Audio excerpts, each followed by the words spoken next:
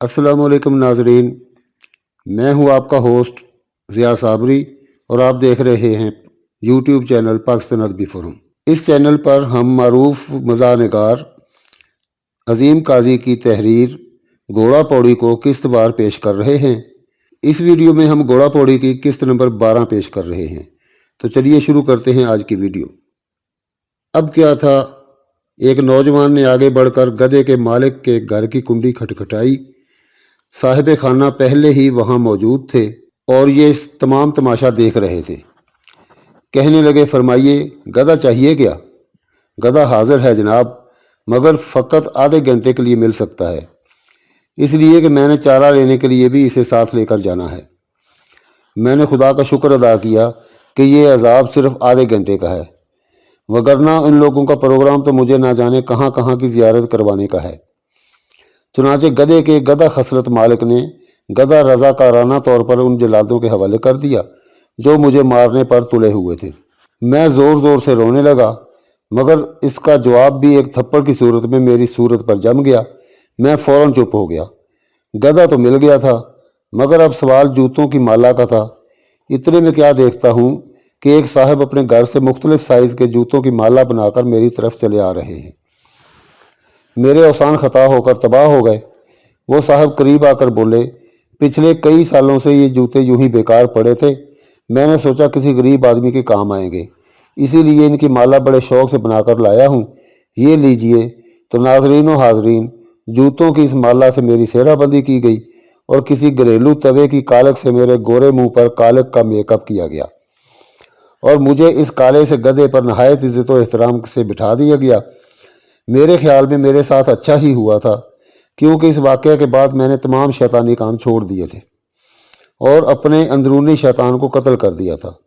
अब इस यादगार वाक़े की मंजर कशी करता चलूँ। मैं गधे पर बैठा था, यानी शयातीन के टोले का एक नादान लड़का शैतान की औलाद पर सवार था और मुझे जूतों की सूरत में सेहरा पहनाया गया था और थोड़ी देर में मुझे मुंह दिखाई के लिए ले जाया जाना था।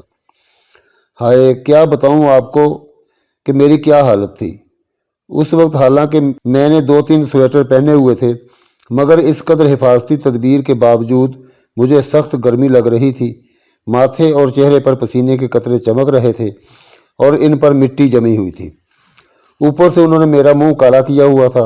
मैंने लोगों से घबरा कर जेब से रुमाल निकालकर मुंह पर रख लिया था। एक मौलवी नवा इंसान ने, जिसने दाढ़ी रखी हुई थी, आगे बढ़कर मेरे हाथ से रुमाल छीन कर मुंह पर जोरदार थप्पड़ रसीद किया और बोला, अरे वाह, आया कहीं का मौलवी कुदरतुल्लाह का बेटा। अगर तुझे अपनी इज्जत का इतना ही ख्याल था तो ऐसा किया ही क्यों था? मेरे दिल में तो कहने को बहुत कुछ था, मगर चुप रहा, क्योंकि मुझे मालूम था कि अब इन लोगों ने मेरी कोई बात नहीं माननी। इसीलिए उनकी हर हरकत बर्दाश्त कर रहा था और दिल ही दिल में बहुत से ऐसे मनसूबा जात पर भी गौर कर रहा था जिनमें कुछ साहिबान के कत्ल का मनसूबा भी ज़ेरे गौर था। मगर यह तो तब मुमकिन था जब ये लोग मेरी जान छोड़ते। मैं इसी रूह अफ़ज़ा लम्हे के इंतज़ार में था। अचानक किसी बदबख्त आदमी ने गधे को छेड़ा। वो यकदम हवा में उछला और फिर ज़मीन पर आकर चलने लगा। मेरी इससे पहले गधे पर बैठने की कोई प्रैक्टिस नहीं थी, इसलिए मैं कई बार गिरते गिरते बाल बाल बचा। एक दफ़ा तो गधा इस किस्म की चाल चलने लगा कि गिरने के खतरे के पेश नज़र मुझे गधे के कानों तक का सहारा लेना पड़ा। जब मैं ऐसा करता तो मजमे से कई नागवार कह कहे गूंजते और मेरा ताक़ुब करने लगते। मैं गधे पर बड़ा ही संभल कर बैठा था, मगर अचानक गधा एक जंप से गुजरा तो मुझे एक धक्का लगा। ये सब कुछ इस कदर अचानक हुआ कि मुझे गधे का कान नजर ना आ सका और मैं अपने हार सेहरे समेत ज़मीन पर आ गिरा। दो नौजवानों ने लपक कर मुझे टांगों और हाथों से इंतहाई बेदर्दी से पकड़ा और हवा में लहराते हुए एक बार फिर उस अजीम मकाम पर पहुंचा दिया जहां पर मैं फाइज था। उस लम्हे एक नहायत मुज़ीका खेज ख्याल मेरे जहन में आया, मगर मैंने इसे कबूल नहीं किया और आप भी मत पूछिएगा। मैंने मजमा में शामिल एक इंतहाई माकूल, शरीफ सूरत और नूरानी चेहरे वाले बुजुर्ग के आगे आखिरी इल्तिजा के तौर पर अपनी दरख्वास्त इंतहाई दर्दनाक लहजे में पेश की, मगर उन्होंने इससे भी ज़्यादा बेरहमी के साथ नामंजूर कर दी। मैंने उस ज़मीनी बेकदरी से घबरा कर आसमान की तरफ देखा और गायबाना दुआए ख़ास अपनी आहों में लपेट कर आसमान की तरफ भेजी, मगर कोई नतीजा ना निकला। अब गधा मुख्तलिफ गलियों से होता हुआ शहर के बारौनक बाजार में दाखिल हो चुका था और खासा खुश लगता था। मेरी निगाहें बाजार में किसी घड़ी को तलाश कर रही थी। मेरी घड़ी तो हजूम में ही किसी ने तोड़ दी थी या उतार ली थी। मुझे ये देखकर काफ़ी हौसला हो रहा था कि गधे साहब का मालिक अभी मौजूद था और इस इंतज़ार में था कि कब आधा घंटा ख़त्म हो और वो गधा वापस मांगे। जब गधा बाजार में दाखिल हुआ तो कई दुकानदार आपस में चह में गोइयाँ करने लगे और कोई बाहर निकलकर अपनी आंखें ठंडी करने लगे। कुछ लोग मेरे और गधे के करीब आकर हमारा मुश्तरका जायज़ा लेते और कुछ समझ ना आने पर वहाँ मौजूद लोगों से पूछते, भाई ये कौन है? तो उनका ये जला कटा जवाब मिलता, आप इसके रिश्तेदार लगते हैं क्या?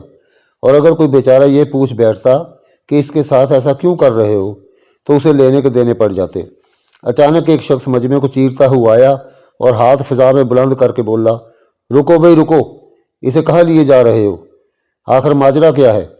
वो आदमी कोई सियासतदान किस्म की चीज़ मालूम होता था। लोग इसकी बात सुनकर रुक गए और चंद बुजुर्ग आगे बढ़कर मेरी कारस्तानी उसे सुनाने लगे। वो आदमी ये सब कुछ सुनता रहा और अपनी बारी आने पर बोला, लो भाई, इतनी सी बात पर तुम लोग इसे ये सज़ा दे रहे हो? ये तो वही बात हो गई कि अगर कहीं जनाजा जा रहा हो और साथ वाली गली में कुछ लोग शादी में मसरूफ़ हों तो क्या आप उन सब को भी यही सज़ा देंगे? आपने इसे बच्चा समझकर ऐसा किया है। मैं अभी आप सब की खबर लेता हूँ। गधे के मालिक ने ऐसा होता देखकर गधे की वापसी का मुतालबा शुरू कर दिया और उस आदमी के इतना बड़ा लेक्चर पिलाने के बाद मेरी खलासी हो गई।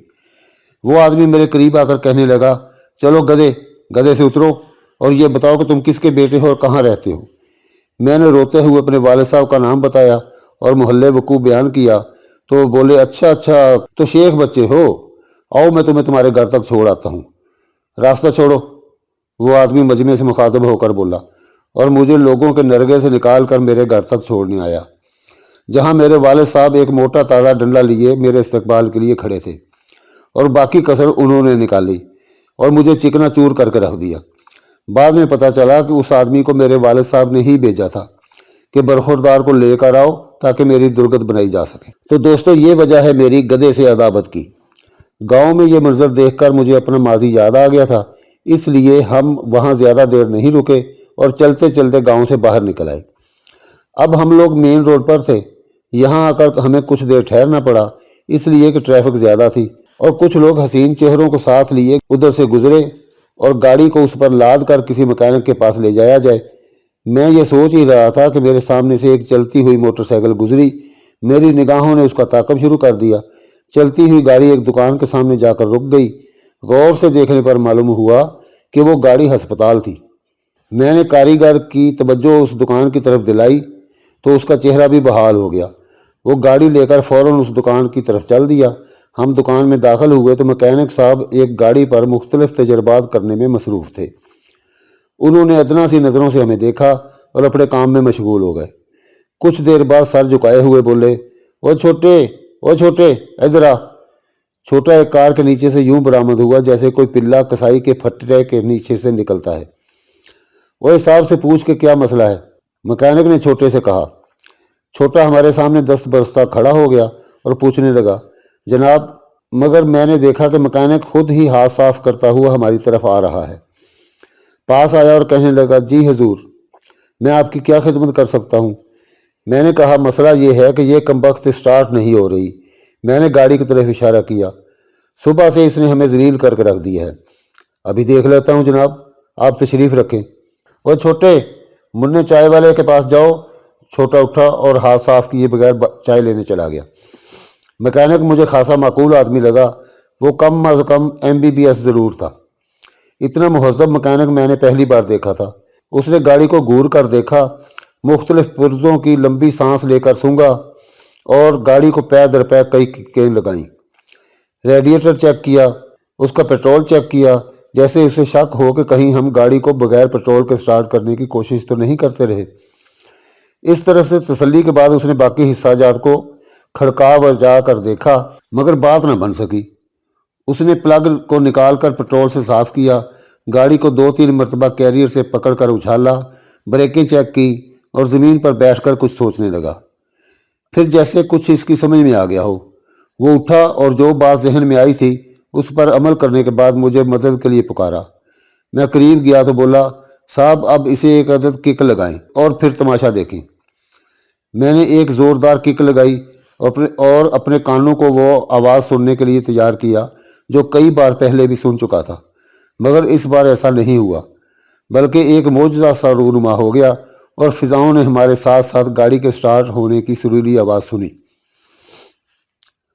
فضا میں گھنٹیاں سے بجنے لگیں، اڑتے ہوئے پرندے چہچہانے لگے جیسے بہار آ گئی ہو۔ مجھے اپنے اور اپنے کانوں پر یقین نہیں آیا، مجھے یہ سب کچھ خواب سا محسوس ہو رہا تھا۔ میں کئی لمحوں تک اپنی جگہ سے ہل نہ سکا، اور جب مجھے ہوش آیا تو میں نے جذبات کے ہاتھوں مجبور ہو کر مکینک صاحب کو جپھی ڈال لی، اور بعد میں انہوں نے خود کو بڑی مشکل سے میری گرفت سے آزاد کروایا۔ اتنی خوشی کے بعد مکینک صاحب نے مجھے جو منحوس خبر سنائی وہ سن کر مجھ پر گڑوں پانی پڑ گیا۔ طنزیہ لہجے میں کہنے لگے کہ گاڑی پنچ لائن کھولے بغیر اسٹارٹ نہیں ہوتی۔ میں نے غضبناک ہو کر کاریگر کی طرف دیکھا، اس نے گھبرا کر نظریں جھکا لیں۔ کیونکہ ہمارا مسئلہ حل ہو چکا تھا، اس لیے میں نے اس کے علاوہ اسے اور کچھ نہیں کہا، بلکہ اس غلطی کے مداوع کے لیے آگے بڑھ کر اسے بھی سینے سے لگا لیا، اور وہ انتہائی گرم جوشی سے بغل گیر ہو گیا اور کافی عرصہ تک رہا۔ ہم نے مکینک کا شکریہ اور بل ادا کیا اور جانے کی اجازت چاہی، مگر وہ بضد تھا کہ چائے تو پیتے جائیے۔ میں نے کہا کہ ہم لوگوں کو پہلے ہی بہت دیر ہو چکی ہے، مگر اتنے میں چھوٹا ہاتھ میں چائے کی ٹرے پکڑے حاضر ہوا اور اپنے میلے کچالے ہاتھوں سے چائے کپوں میں ڈال کر ہمیں پیش کی۔ مکینک صاحب اٹھے اور الماری کی طرف بڑھے، واپس پلٹے تو ان کے ہاتھ میں شہر کے مشہور حلوائی کی دکان کی مٹھائی تھی۔ وہ لا کر انہوں نے ہمارے سامنے رکھ دی اور بولے، بسم اللہ کریں جناب۔ میں نے پوچھا، یہ کس خوشی میں؟ کہنے لگا، وہ جناب کل میرے ہاں بیٹا پیدا ہوا ہے۔ میں نے کہا، ٹھیک ہے، پھر تو ہم ضرور کھائیں گے۔ ہمیں کچھ بھوک بھی محسوس ہو رہی تھی اور ساتھ چائے بھی تھی، اس لیے ہم نے ضرورت سے زیادہ مٹھائی کھا لی، مکینک کا شکریہ ادا کیا اور اجازت چاہی۔ گاڑی سٹارٹ کی جو پہلی ہی کوشش میں سٹارٹ ہو گئی، اور اس پر بیٹھ کر استاد محترم کی طرف روانہ ہو گئے۔ ہم لوگ بہت خوش تھے، اتنے خوش کہ خوشی سے بات بھی نہیں ہو پا رہی تھی۔ گاڑی پر بیٹھ کر سفر کرنے کا مزہ ہی کچھ اور ہے۔ مختلف سڑکوں سے ہوتے ہوئے ہم بصیر پور روڈ پر پہنچ گئے۔ شام ہو رہی تھی، سڑک پر کافی چہل پہل تھی۔ خوبصورت خواتین، لڑکیاں اور بچے ریلوے پارک کی رونق دوبالا کرنے میں مصروف تھے، اور کچھ منچلے نوجوان اپنی آنکھوں کی رونق دوبالا کرنے میں۔ ہم لوگوں نے بھی موٹر سائیکل ایک طرف پارک کی اور پارک کی طرف چل دیے۔ وہاں کا ایک ٹھیلا جو دہی بلوں کے لیے مشہور تھا، وہاں سے ہم نے فروٹ چاٹ کھائی، کچھ دیر اپنی آنکھوں اور جسم کو تقویت پہنچائی، دہی بلے کے پیسے ادا کیے اور ایک بار پھر سفر آخرت پر روانہ ہو گئے۔ استاد محترم کی دکان محترم پر پہنچے تو وہاں ایک موٹا تازہ تالا محترم ہمارا منہ چلا رہا تھا۔ ہم سر تھام کر رہ گئے۔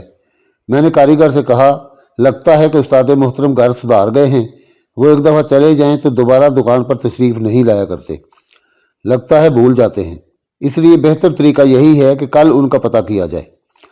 وہ بادل نخواستہ بولا، کل کیا خاک پتہ کرنا ہے؟ کل تو میں 3 دن کے لیے کراچی جا رہا ہوں۔ میرے منہ سے او ہو نکلا۔ کل تاریخ کیا ہے بھلا؟ میں نے پوچھا۔ بولا، کل اکتوبر کی 22 اور چاند کی 12 تاریخ ہے۔ میں نے تھوڑی دیر سوچنے کے بعد کہا، تو پھر یوں کرتے ہیں کہ 14 تاریخ کو میں نے انوکھے پنڈ جانا ہے، اس سے اگلے دن آپ میری طرف آ جائیے، پھر ہم اکٹھے باجماعت استاد محترم کے پاس ضرور جائیں گے۔ وہ بولا، میرے خیال میں یہ ٹھیک رہے گا۔ اس کے ساتھ ہی ناظرین، میں نے اسے اپنے ذاتی گھر کا ایڈریس دیا اور الوداعی جپھی سے روشناس کروایا۔ اس نے موٹر سٹارٹ کی اور اس پر بیٹھ کر نامعلوم منازل کی طرف روانہ ہو گیا۔ مجھے بہت تھکن محسوس ہو رہی تھی۔ میں بھی چھنگ جئی رکشے کی چھت کے نیچے بیٹھا اور گھر کی سمت روانہ ہو گیا۔ میں نے چھنگ جئی اس لیے لکھا کہ اس کا ڈرائیور جسمانی طور پر ایسا ہی تھا، مگر اس کے باوجود ایسی کٹے مار رہا تھا کہ ایسی کٹے جہاز اور ریل گاڑیاں بھی نہیں مار سکتے۔ راستے میں جب بھی کہیں موڑ آتا تو وہ رکشے کی رفتار اور بڑھا دیتا، ایسا لگتا تھا جیسے میں کسی اونٹ پر بیٹھا ہوں۔ میں نے اس چھنگ جئی سے پوچھا کہ تم اتنا تیز موڑ کیسے کاٹ لیتے ہو؟ بولا، صاحب جب میں موڑ کاٹنے لگوں تو آپ بھی میری طرح آنکھیں بند کر لیا کریں۔ وہ شکل سے حضرت یسوع کا وہ شاگرد لگتا تھا جس نے انہیں چند سکوں کے عوض رومی فوج کے حوالے کیا تھا۔ وہ تھا ہی اتنا چالاک و چوبند، بار بار ادھر ادھر تھوکتا تھا۔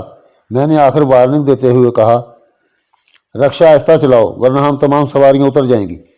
वो इंतहाई चालबाजी से बोला, साहब इस वक्त आपको और कोई रिक्शा नहीं मिलेगा, खामोशी से बाकी सफ़र करें। मैंने बाकी सफ़र उसकी हिदायत के मुताबिक किया। खुदा खुदा करके घर पहुंचा। मेरे घर वाले भी अलग परेशान थे कि मैं ना जाने कहाँ चला गया हूँ। मैंने इन्हें सारी सूरत हाल से आगाह किया और सोने के लिए अपने कमरे में चला गया। कुछ देर ही सोया हूँगा कि मुझे महसूस हुआ जैसे मुझे कोई ज़ोर ज़ोर से झंझोड़ रहा है। आंख खोली तो देखा कि छोटी बहन सराहने खड़ी कह रही थी, उठिए भैया, खाना तो खा लीजिए, फिर सोते रहिएगा। मैं आंखें मलता हुआ उठा, घड़ियाल की तरफ देखा, रात के 9:15 बज रहे थे। इसका मतलब है कि मुझे सोए काफ़ी देर हो चुकी थी। मैंने 2-4 लंबे लंबे उसल बटे लिए और वाशरूम की तरफ चला गया। वहाँ से फारग होने के बाद मैं वापस कमरे में आया, खाना खाया और चहलकदमी के लिए बाहर लॉन में आ गया। मौसम काफ़ी अच्छा हो रहा था, ठंडी हवा चल रही थी जो मुझे नींद का इंजेक्शन लगा रही थी। मैं तकरीबन 10-15 मिनट सैर करता रहा, कमरे में आया, लाइट्स ऑफ की और एक बार फिर बिस्तर में डूब गया।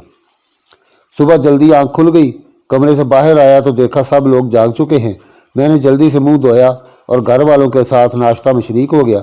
1-2 घंटे उनके साथ गुजारने के बाद दोस्तों की तरफ निकल गया। वहाँ से उठा तो सीधा रक्षा स्टॉप पर पहुँचा।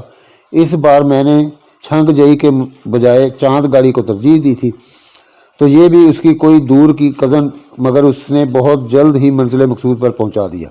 उस्ताद मोहतरम दुकान शरीफ खोल चुके थे और गाँव तकिए से टेक लगाए आंखें बंद किए बैठे थे। मैंने जाकर उनके पाँव को छुआ। गुदगुदी महसूस होने पर उनकी आंखें खुल गईं। मुझे देखते ही बोले, आओ मेरे मियाँ मिठू, इतने दिन कहाँ उड़ गए थे। मैंने सारी राम कहानी उनको सुनाई और काफ़ी देर अपने मुंह मियाँ मिठू बनता रहा। तो नाजरीन, ये थी घोड़ा पौड़ी की किस्त नंबर 12। उम्मीद है कि आपको ये कहानी पसंद आ रही होगी।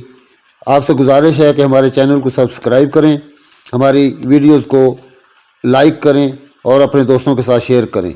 मिलते हैं अगली वीडियो में किस्त नंबर 13 के साथ। जब तक के लिए इजाज़त, अल्लाह हाफिज़।